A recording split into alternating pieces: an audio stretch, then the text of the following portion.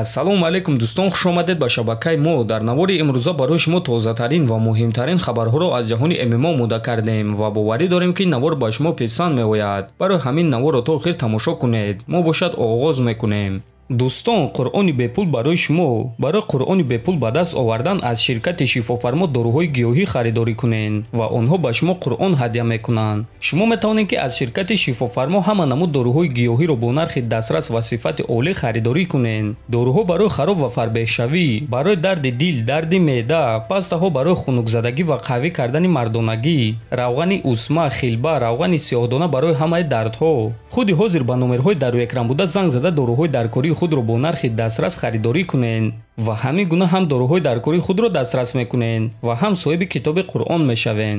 Чемпиони пешинаи UFC дар вазни миёна Роберт Уитакер оиди муҳорибаи Александр Волкановский ва Илия Топурия фикрашро баён кард. ма фикр мекунам ки Волкановский беҳтарин ҷангваре ҳаст ки мо дар вазни ним сабук дидаем, лекин Топурия низ ҷангвари хуб аст. Барои ӯ ин муҳорибаи санҷишие мешавад ки сатҳи ӯро ҳамчун ҷангвар нишон медиҳад. Дар ин муҳориба чӣ гап мешавад гуфтан душвор аст. Агар ки мо Волкановский пешинаро бинем, пас ӯро шикаст додан хеле душвор аст. Ман ҳатто тасаввур карда наметавонам ки чӣ гуна ҷанговар Александр Волкановскийро шикаст дода метавонад. Дар вазни ним сабук ӯ ваҳшӣ аст, гуфтааст Уитакер. хотиррасон мекунам ки муҳориба байни Александр Волкановский ва Илия Топурия аллакай шаби 17 ба 18 феврал дар турнири UFC 298 баргузор мегардад ва муҳорибаи асосии ин турнир хоҳад шуд. Ана дар дуюм муҳорибаи асосии турнир бошад худи Роберт Уитакер баромад мекунад ки рақиби ӯ варзигари бразилӣ Пауло Коста хоҳад шуд. Топови ҷангвари вазни ним сабуки UFC Мавсар Евлоев гуфт ки агар реванш байни Ислам Махачев ва Арман Сарукян баргузор гардад, ӯ киро ғолиб мебинад.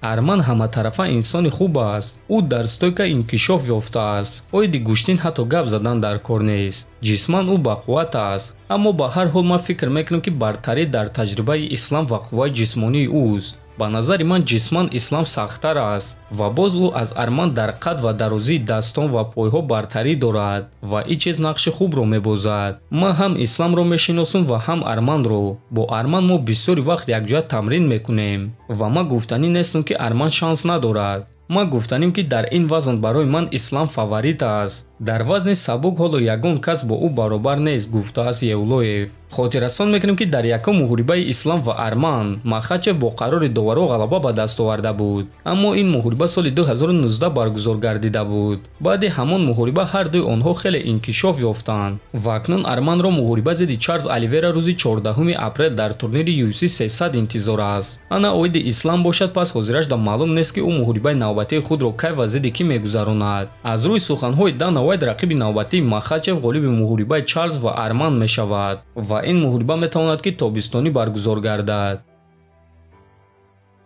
дӯстон, то турнири UFC Fight Night дар Мексико рӯзҳои башумор мондааст ки дар ин турнир варзигари машҳури тоҷик Муҳаммад Наимов баромад мекунад. ана рақиби ӯ бошад варзигар аз Венесуэла Эрик Силва хоҳад шуд. барои Наимов ин сеюм муҳориба дар ташкилоти UFC мешавад. ана барои рақиби ӯ бошад дуюм муҳориба. чанд соат пеш Муҳаммад Наимов дар саҳифаи инстаграми худ ана ҳамин аксро гузошта чунин суханҳо навишт: рӯз ба хайр, алҳамдулиллоҳ барои ҳама чиз.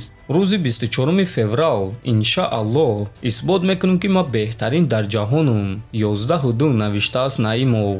ва дӯстон, бояд гуфт ки Муҳаммад барои ин муҳориба хуб тайёр аст ва ӯ лагери тамринии хеле хуб гузаронид. мо бошад ба ӯ танҳо ғалаба орзумандем ва албатта ки ба ӯ боварӣ дорем.